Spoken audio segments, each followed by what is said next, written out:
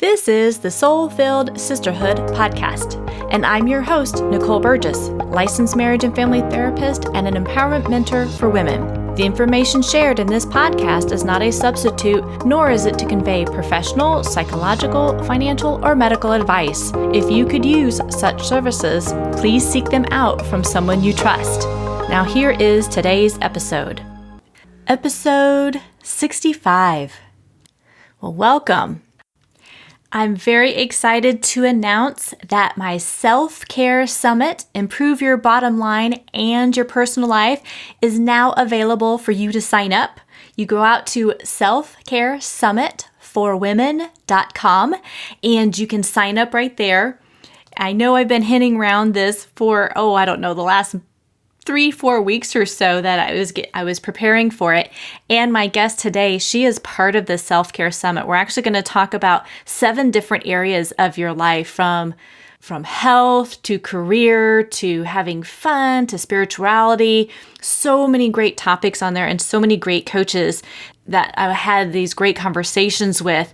It starts on October 7th, so you need to sign up prior to that. If for some reason you miss it, it will be available for purchase afterwards. But if you sign up before, you will get it for free.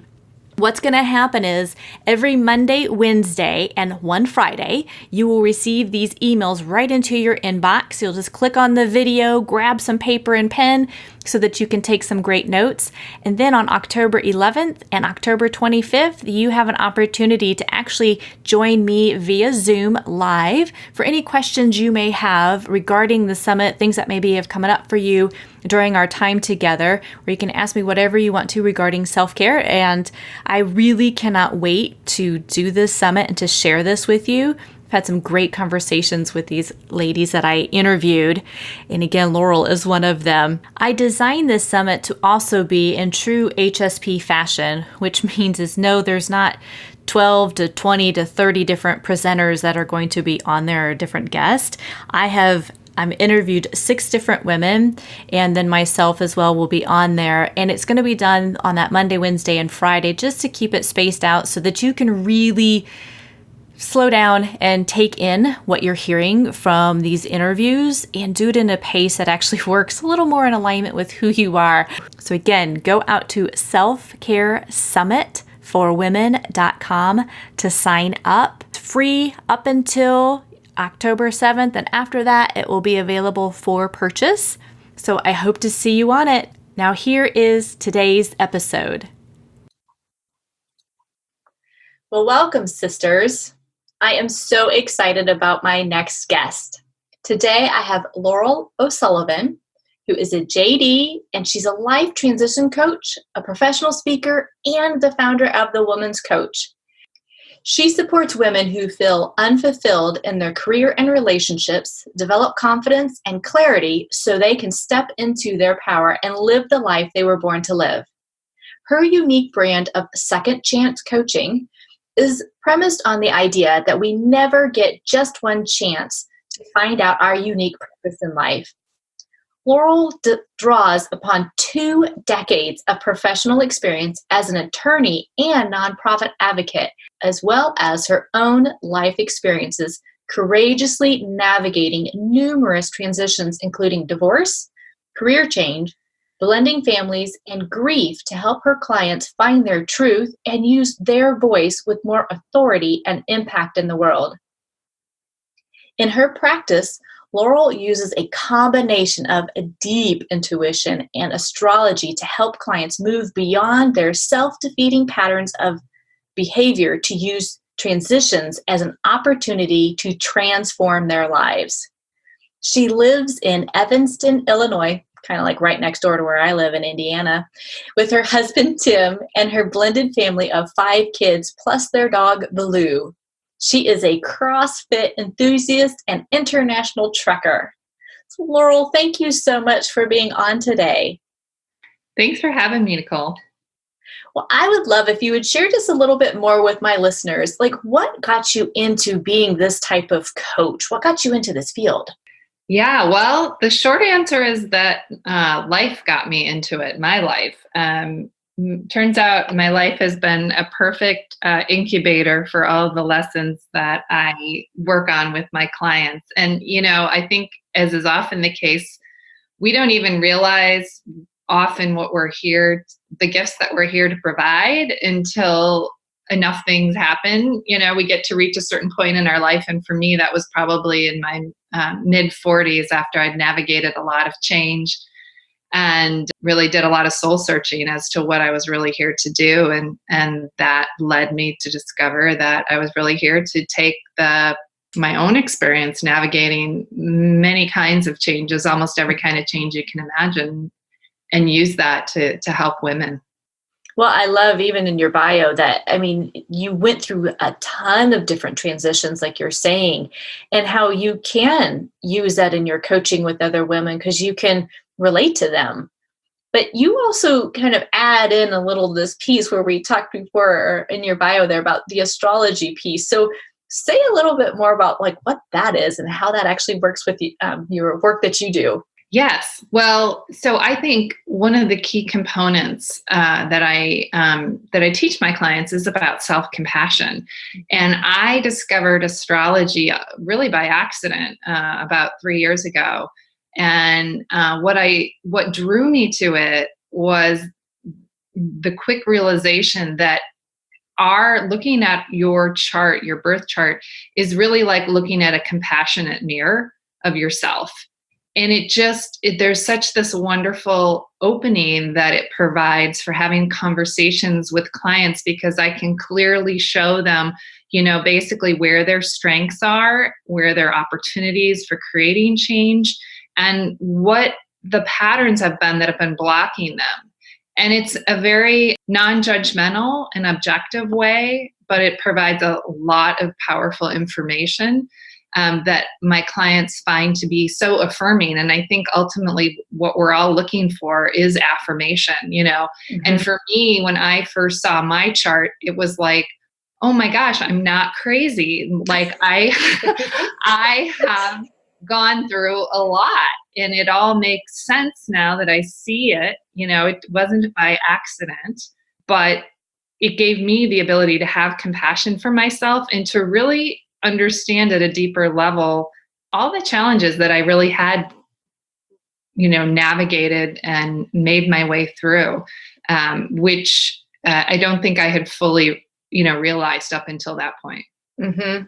Well, so you use that tool, the astrology, as a tool to, like you said, with self-compassion, where women, when they're working with you, yes, it does their personal life, but you also incorporate that like for their career and or business. So how on earth does that help them? I know, again, I'm not so versed in astrology, so I can't talk so intelligent about it. But I know there's like houses and repetitions of things and all of that good stuff. So how does that actually kind of work when it comes to their careers and or their businesses? How does that help? Yeah. So often what'll happen is a client will come in and talk to me about, they want to, they're considering making a career change, or they're maybe having problems in their current work and are considering changing. And, it's like our lives and our psyches are like layers of an onion. And I know that this being a therapist, but, it's like we peel back one and there's another one there waiting to be revealed. And so, there are definitely specific houses, as you mentioned. There are 12 houses in everybody's chart, and there are different ones that relate to the career. So one thing that I do is I can go in and I can look at, here's your house of money, and here's your house of avocation, and here's your house of work-life balance. And I can look at those and I can see based on what planets are there and whether they have what's called a difficult or an easy aspect. Generally, whether or not what they're doing now currently aligns with what I would say is their soul's desire or their soul's invitation, because I do look at the chart as basically a reflection of our soul. Mm-hmm. We're energetic beings, and it represents the energetic imprint on your soul the day that you were born. So there's a very spiritual component to it, but within that, there are these specific things. There's also what's called the North Node, our life purpose, what we're here to do. And then there's the South Node, what we have already mastered in other lifetimes and can leave behind. And so And then there's Pluto. So within the context of helping somebody with their career, I would look at those houses. I would look at their North Node. I would look at their Pluto, which is the power that they grow into. But you need to be willing to give something up. So there's a lot of different interplays. And all the time when I look at the career, inevitably there's another piece of the life that comes into play, right? Where there's something else in their life that maybe is actually impeding them from finding that career. And it's by unlocking that we that they can suddenly see things, their perspective shifts. And that's really ultimately the gift of astrology, is that change in perspective that we have. Absolutely. And I was totally shaking my head yes on this. And I know our listeners, I say this so often, I'm like, yeah, I know y'all can't see me shaking my head yes as the guest is talking, but I was. And I love it. You may focus, like you said, in that career area on the chart and with that specific person. And at the same time, there's going to be definitely other aspects that come into all of this work that you do with your clients, because they're one. They're all of one. And so, yeah, that the thing in maybe this area of their life that has been holding them back or keeping them stuck, like you said, can really impact that career, that transition into maybe they want to become their own entrepreneur. It's like all those things are linked together. And this sounds like a beautiful and very powerful way to help these women really see that connection so they can kind of get unstuck out of these areas. Absolutely. I mean, I could just give a quick example too. I recently had a young woman in her 31, and she'd been in the workforce for 5 years and was just very frustrated. And by looking at her chart, we discovered, and this actually concerned her at first, but her North Node was more, her sort of like life purpose was more focused on her home rather than her public sphere. And, when we first started, she said, well, does this mean that I'm not supposed to like have a career, or I'm not going to be successful? And that's not at all what it meant. Just because you don't have planets in a particular part of your chart, which is a question I get asked a lot, does that mean that I'm not going to be strong here? No, it just means that's not an area of life that you have to put so much emphasis on. How fun. Yeah. And so ironically, she came to me for career coaching, but what we ended up doing was actually getting her to shift and balance her life outside of her career. And then all of the tension she had been experiencing from really trying to make things happen and trying in particular to deal with a difficult boss, they kind of eventually went away because she shifted her focus as she realized she needed more balance in her life. And then she began to think about, what is it that I really want to do? And it was that energetic change and that perspective shift that allowed for the opening to come, where she could get the clarity to say, oh my gosh, I've been forcing something over here to happen and it's only been making it worse. And now I see there are other opportunities.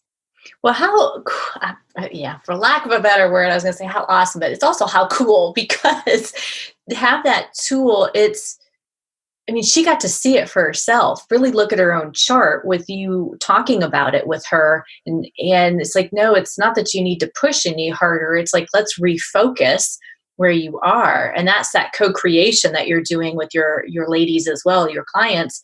And that when they are seeing this, it's like, oh my gosh, because now she just got a whole different depth of herself in that. And like you said, you watched her, witnessed her really shift her energy and how different things started to open up for her. Yeah. And I like her example because we are all so focused on the external sort of affirmations that we get. And she was very successful in her career. I mean, she was successful at a relatively young age, but yet she didn't see that, and she just needed and wanted more. And by coincidence or not, she actually came to me, as did many of my clients. We just finished having our when it's eclipse season in July, and so her chart was very activated by that eclipse. And by our very last session, she left and she had said, it's so interesting. I feel like a completely different person. And it's not because I've changed my job, or that I actually even know necessarily exactly what I'm going to do, but I'm, in a sense, more clear about who I am. And that makes all the difference in my confidence and ability to go forward and create the change that I need to in my career. Oh, absolutely. And I just love that I'm smiling because it's like, man, that that expansiveness, that freedom that comes with that when you really step back into your power. And like you said earlier, not seeking that external validation, because then you can get into, people pleasing and perfectionism and all of that stuff. And that just doesn't serve you. It keeps you very small. And I know some people are like, well, I don't like the term, playing small, but the reality is you can get stuck in that old way of thinking. And it doesn't mean you need to expand so big that you're panicking all the time, but it's being able to step more into you. Right. That's where it is. Right. And it's also understanding that it's a far more secure position Yes. when we basically are the owners of our security instead of having it lie outside of ourselves. And it's just the way we are conditioned, that especially as women, we're taught that our power is external to us. And, I can't think of a single client for whom that isn't something that we have to basically, retrain our brain around. Yeah. In our hearts, more importantly. Yeah, absolutely. Absolutely. No, and I love that it is. It's when you step into that, there's more self-assuredness, self-confidence, the courageous is there, keep taking actions despite the fears that want to bubble up. And it's like, no, this is my path. And it is staying very focused on that as you go through this. Oh, I love it. Well, you also talk about intuition. So I'd like to kind of bring that piece of it into the work that you do too. So how do you do that? What do you mean? Like you bring in this intuitive part when you're working with women who are in transitions? Yeah. So, and that I think for me has probably been, I was the lawyer who started out, Mhm. a very strong analytical mind and used that for many, many years. And then as I transitioned throughout that career, I realized there was a relational aspect that and I guess I can use astrology to explain it, but I'm a Scorpio with 4 planets in Scorpio. So in the house of change and transformation. And so I am just have a very, very deep, almost, I don't want to use the term psychic because I think that means different things to different people. And to be very clear, I am not a trained psychic, but I think as I've gone on in life, I've realized that I have a real sort of almost like detective ability to read people and to understand intuitively, on a first meeting, kind of what their gifts are and what their strengths are. And I can sort of see the path in front of them. And astrology is a tool that complements that. But I am really clear that first and foremost, it's that ability to understand people and what they're here to do. Yeah. That is really the driving force. And it's not something you can easily explain, but I just have an ability to have after a conversation with somebody, obviously we're not talking about, a baseball game, but Right. we're talking about their life. But to quickly kind of surmise where their talents lie and where their blocks are. I think that's probably more even important than the talents. It's kind of where are they hidden from themselves, and what's the most compassionate way that I can help them reveal themselves to themselves, if that makes sense. Yeah, it totally makes sense. And I love, like you really hit it that, yeah, the years of you being a lawyer, really tapping into the analytical mind and also knowing we're all intuitive beings. Yeah. And at the same time that a lot of that really gets dismissed, denied, pushed down after you from a young age, basically, because so many people dismiss it and poo-poo it type of thing. But for you to come back into that, it is a gift that you're giving your clients as well to, as you start to get to know them, just really intuit where their gifts are at and helping reveal that to them too. Right. And helping maybe even them strengthen that ability within themselves, because it really is practicing leaning more into that and allowing things to flow more versus pushing so hard to bring that forward. Yeah. And that is the way that I also use the astrology. I will, look ahead and do a little bit of predictive, but mostly it's this complementarity between into my intuition and looking at their chart and synthesizing the two together. Yeah. And so that I have found to be really powerful because I can quickly discern really the pathway and what are their biggest obstacles. And then that becomes the kind of guiding roadmap for our work together. Cool. It takes being open to doing the work that you're doing and then trusting it, right? So to then, like you're saying, synthesize the two things really together. That is such a gift to be able to bring that to your clients. And then for them to truly receive that there are ways for them to do it that works for them in their life. Yeah. Yeah, I love it. Well, I would be curious, Laurel, if you would share maybe some tips for ladies that are listening today that maybe they're going through some of these transitions and maybe they're not ready to invest in coaching just yet, and maybe they're getting a little more curious about it. What are some tips that you often share with your clients and just helping them move through transitions versus necessarily getting kind of stuck or deny that they're actually going through something? Yeah. So the number one thing that I teach my clients, and it depends on where they're at and how much transition they've been through. But for a lot of us, when we're confronted with change, change provokes fear in us. Mm-hmm. And so we're in that place of anxiety. And so trying to get my clients to come out of their heads and occupy more of present to their heart. So we'll do, some what I would call very basic sort of mindfulness things around, really instilling practices around, slowing down. If, meditation, and if that's too challenging, just trying to learn to slow down the pace of your life, the pace of your day, to try to allow yourself to slow down enough to be present to yourself. And for some people, that needs to kind of be the first step. Yeah. And then we can talk about, actually developing a meditation practice. And if that is something that some people find, they're very uncomfortable sitting still, then how about journaling? Just to allow themselves to start getting out of their heads and our minds, which are powerful, but can quickly become sort of our worst enemies. Yes. And the complement to that mindfulness piece is then the self-compassion. So once we're able to kind of become more present to ourselves, then how do we develop a more loving relationship? And that truly, I think, for all of us is a lifelong skill to learn. And it's really, there's so much that can be done there. I mean, sometimes for some people, I have certain, I might have them read a certain daily reader or, listen to certain, inspiration or motivational speakers.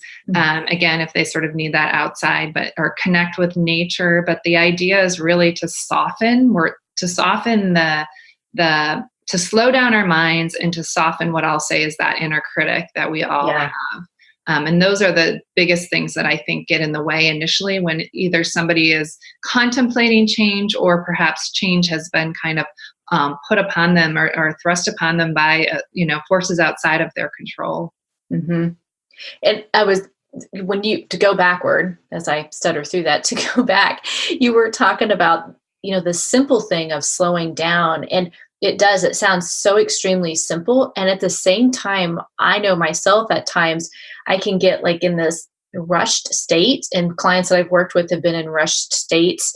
And all of a sudden, like when the brakes have been hit, it's like you don't know what to do in that. And yet that's exactly like what you're prescribing in a way is what is needed. When you got so many different transitions going on, whether it is a career change, business change, divorce, a death, moving, whatever it may be, having the self-compassion and the slowing down are key to moving through that, because the reality is it's like chaos happens in that transition. And so you're realigning your life. Yep. It can't happen when you're just trying to push through and go 90 miles an hour day in and day out. Well, and then the thing that keeps us going 90 miles an hour is all of these distractions, and depending on where you are in your life, that can be anything from watching, bad TV at night, which there's nothing wrong with a little bad TV. Don't get me wrong. I'm not anti-TV, but for a lot of people, what I see is, they're overly focused on their children, for instance. Mm-hmm. And so their whole lives have become about their children. And then what happens too, when your children move away, Yeah. or, the way they don't need you as much anymore, or, so I think that there's a million and one ways. Technology, we can distract ourselves. We can, distract ourselves with our work, even if we don't maybe need to work as much as we are. It's our comfort zone, to keep our mind occupied. And so I would say that, the slowing down only happens when we're able to gain the awareness of what is that particular area in our life that I am using as a distraction. Yeah, absolutely. And I love those other kind of examples. They become those distractions, whether it's just kind of numbing out on TV or with Facebook or any social media type of stuff, or my kids are everything. It's like, wow, that's where that disconnection, like you've talked from the very get-go, the astrology is kind of tapping more into your soul. And I agree with that as well. It's like we are energy beings. And when you're out of alignment with your soul, that's where the fears are going to bubble up, because that's ego based versus what your inner knowing is. So this whole piece of slowing down, having self-compassion, maybe even forgiving yourself for whatever mistakes you've made, that gets you back into alignment with what your soul is truly calling you to do, to go forward or to do next, or to be. Yeah. Yeah, if you're totally numbed out by all these other things, you're going to be constantly overwhelmed or stressed out or frustrated or whatever. Absolutely. And, it's epidemic. And I think that, all of us, it's just a daily practice with technology in particular that, it's a discipline really that we need to develop. Yeah. So to piggyback onto that, regarding if you're going through a transition and you're listening to this, I know a lot of my colleagues, if they have an app on their phone, they'll just take it off. So like if you're kind of like you're saying, that discipline, if you've got this habit of checking your social media sites a million times a day, take it off, make it more challenging. And it's only on your laptop or tablet or something where you have to go get it, log in, do all kinds of extra steps. And that will diminish how often you're checking that sort of stuff. Well, and I think, we do these things. We want to become busy and focus on something because it gives us this sort of false sense of control. And I think ultimately that's what we're looking for. We're looking for security. Yeah. And again, if there's a hint of change in our life that maybe we're resisting or not wanting to acknowledge, we will focus on those things that we believe we can control. And so, that's where, change and the process of resisting change, that's when our lives can get particularly chaotic or uncomfortable, because we're in that in-between space where we're not yet wanting to acknowledge it. And so we're holding on super tight, and that's just not a tenable position. And so, an act of, again, self-compassion is when we can acknowledge that and let go. And that, I think, is fundamentally one of the hardest things as humans for us to do, is to let go of control, especially if we're, responsible for other people, or, the more layers that we have in our life, the harder that becomes. But, I recently read something that talked about the idea that the reason that we become self-critical is because it actually makes us feel more secure. It's like a form of control. Yeah. And I had never thought of it that way. And when I saw that, I'm like, that is fairly perverse. And yet it makes sense, because by sort of talking poorly to ourselves, we're at least kind of feeling like we're keeping ourselves in check, or, and so again, I think this idea of like even letting go of that, yes, it's an act of self-compassion, but it also can in some ways create, even a sense of insecurity, which is just really amazing. Well, what you talked about too regarding the self-compassion, but going even deeper with that self-love, where every time the whole, piece of mindfulness is being in the moment, constantly coming back to the moment, because that's literally the only thing we all have is the moment that we're in. Past is done, the future isn't here yet. Yes, you can plan for the future, but it's going to unfold however it's going to unfold. And so when we're in those midst of changes, like you said, if we're still kind of have one foot in that past door and like, no, no, no, no, no, it's not going to happen. It's not going to happen. Yet, if you just keep bringing yourself back to that moment, it's like, think of all the skills that you already have. You've gotten through changes before, you can again. And when you stay out of that place of fear, you are much more capable of seeing the opportunities. Yes. Versus, being so closed off, like I can't. Absolutely. That is a brilliant observation, because the next point that I was going to make is this idea that ultimately what we're trying to do is get to that place where we can at least see change as an opportunity. And that requires doing what you just said, which is to get out of the place of fear and change our perspective. And honestly, that can take, for a lot of my clients, that can take several months. People come in and they're like, okay, you're going to help me find a job. And it's like, yeah, we can find you a job, but let's be realistic. And it's like, again, this is the compassion point. Like, we have to, when we've been treating ourselves so poorly, and when we have these ways of being in the world that are so counter to allowing us to really transform ourselves, there are building blocks and pieces along the way that need to happen. And they're so empowering. And ultimately, it creates that clarity and that peace of mind and that confidence that, as I said earlier, are then actually what we need. It's not that finding the job is hard. It's doing that work to put us in the right place to be able to find the job that coaching is ultimately focused on. Yeah, and the beauty again of coaching is you don't have to do it by yourself. You're walking with somebody who co-creates this with you, but who's further along than you are. And so you're not having to travel this by yourself, or do it where it takes, another year to 2 years to figure things out, because somebody can help you. I call it like it's an acceleration path a lot of times to get you where you are wanting to go.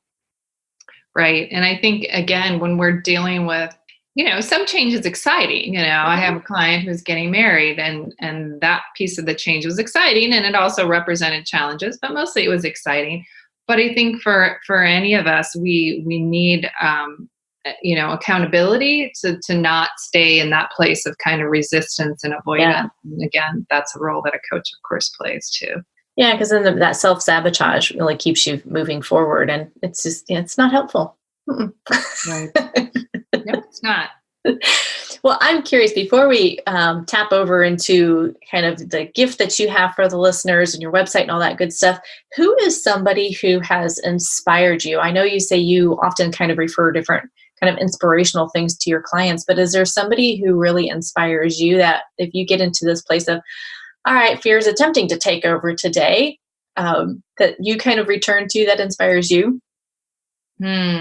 That's a great question. I feel like it's always, maybe as I'm changing, that person changes, but I will say one of my go-tos is always Marianne Williamson. Oh, yes. I just think her way and style of writing is so comforting and is absolutely modeling that compassion. Yeah.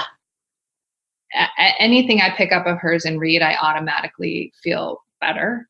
Yep. So I would say that she's my go-to. And then there's another woman who I'm reading her book at the moment, and I always get her name wrong. And I want to say Anne O'Keefe, Into the Mysteries. It's this beautiful book that actually my coach introduced me to. Okay. And I'm going to look it up while we're talking, because I love this book, and it's become such a huge source of comfort, because a lot of what she talks about is change and transition in life. And she just has these wonderful nuggets of wisdom that it's kind of like my little bedside Bible. So, oh, well, and I like that too. Whether you read it at night, like you're saying, you really, especially if you read it at night, let me start with that. You're planting that into the subconscious as well. So you can dream about it and bring it forward. And then I do a lot of that inspirational reading in the morning, but I do you want to, yeah, like you were saying earlier, if you're watching crappy TV, you go to sleep with that. So you really want to be watching something, listening to something that either builds you up, kind of helps you replant new ways of thinking before you go to bed. So I love that you do that at night. yes. And to your point, one of the best things you can do before you go to bed, which is interesting because this is not what I was initially when I was first introduced to meditation, but you can do simple meditation. And, if for some people, there's a great app called Insight Timer, and they've got all kinds of guided meditations. And I know some of my clients falling asleep sometimes can be challenging. You've got that kind of racing mind going on. And so that's another, just to tap into what you were saying. Yeah. But those, I would say, are two of the more, at the moment, I guess, inspirational sources that I look to. Well, beautiful. Well, ladies, if you want to find out more about Laurel, her website is laurelosullivancoaching.com, and I'm going to have it all spelled out. It'll be in the show notes for you. And you have a free gift for my listeners. So would you like to share what it is you have for them? Yeah. So if you go to the website and click on free gift in the upper right corner, there's a guide to your North Node. And the North Node of the moon is, as I was mentioning earlier, a point in your chart that shows you your life purpose. And so all you need to know is your birth date. And when you download the guide, you simply look for your birth date, and it'll give you 3 pieces of information that can help you to guide you or align you with your life purpose. One of them is a potential area of focus for career. Another is a pattern or behavior to develop. And then the third one is a pattern or behavior to leave behind. So it's just a nice kind of focus nugget to get people thinking about whether or not they're aligned with their life purpose. And I came out with it at the time of the eclipse because we're going to have another eclipse after on December 26th is the next one coming up. So, okay. Well, that makes sense. Yeah. To get on that now before the eclipse comes up so they can get some more information. Well, I so appreciate you being on today, Laurel, and sharing your gifts with our listeners as well, and how you bring in intuition and astrology to help them get more in aligned with themselves, that discovery of themselves, help them through the transitions and everything else that they may be going through, whether, again, it's through for career or another transition. I just really appreciate what you're doing in our world and you being on today. Well, thank you. And I did find that book, if I can. Okay. Yeah. It's Anne Mortifee is the author, Anne Mortifee, Mortifee, and it's Into the Mysteries. Beautiful. I'll also put that link in the show notes as well. Cool. Well, thank you again. Thank you for having me, Nicole. Thank you for listening. Go out to selfcaresummitforwomen.com and sign up before October 7th to join our free self-care summit, improve your bottom line and your personal life.